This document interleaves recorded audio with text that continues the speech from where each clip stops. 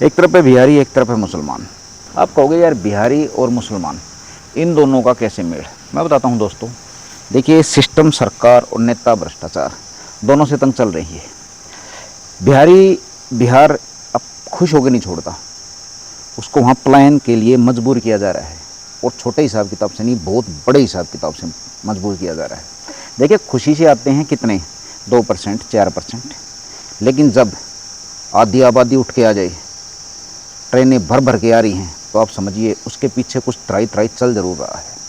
अभी की जो सरकार है, या पिछली जो सरकारें हैं, या उससे भी पिछली जो सरकारें हैं, या उससे भी पिछली जो सरकारें हैं, जितनी मैंने बता दिया आपको, लालू से लेके सम्राट तक, कोई भी सरकार बिहारियों का पलायन नहीं रोक पाई। और उसके लिए सरकार, भ्रष्टाचार सामूहिक तौर पे जिम्मेवार हैं।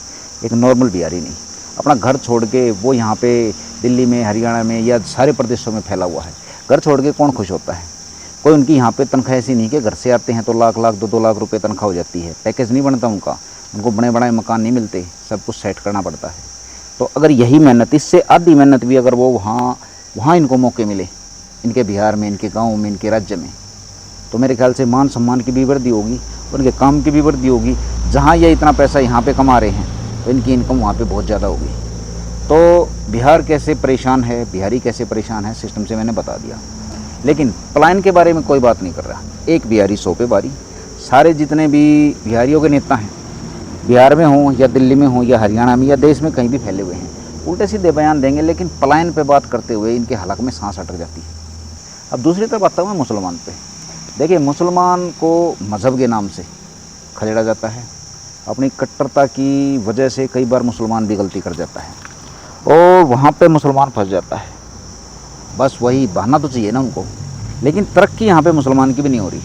भ्रष्टाचार से तंग ये भी है, ये भी चोर चक्कों की सरकार से तंग है, इस सरकार से, पिछली सरकारों से, सारी सरकारों से, क्योंकि सबने एक ही व्यवहार किया है इनके साथ। सिर्फ मज़हब की लड़ाई करो, उल्टे सीधे बयानबाजी और दंगों में धकेल दो, और सेम इसके साथ चल रहा है।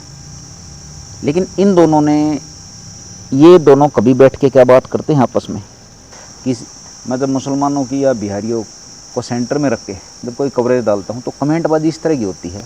बिहारियों के नाम पे कहते हैं कि यार बिहारी है, मुसलमान तो नहीं है। दिमागी संतुलन कैसा है? मुसलमान को कुछ और ही हिसाब किताब से नेताओं ने पेश किया, और पब्लिक मानने को भी तैयार होगी। समस्या पे कोई बात नहीं कर रहा, ना पब्लिक बात करना चाहती, ना नेता बात करना चाहते, और नेता तो चाहते ही है कि बात पब्लिक कभी करे ही नहीं। दोनों समुदाय एक ही रेलगाड़ी में बैठे हैं, और आपके मुद्दे लगभग एक ही हैं। अगर जो नेताओं ने प्रायोजित दंगे फसाद आपके अंदर धकेल रखे हैं, अगर इनसे आप बच के बात करो, तो आप साथ में बैठ के बात कर सकते हो, मुद्दों पे साथ लड़ सकते हो। लेकिन हो नहीं पा रहा कुछ, और शायद ये गंदी राजनीति होने भी नहीं देगी। मेरे पास कुछ मैसेज था, मैंने भेज दिया, देख लीजिए आप इसको किस तरह इस्तेमाल करते हो। नमस्कार दोस्तों।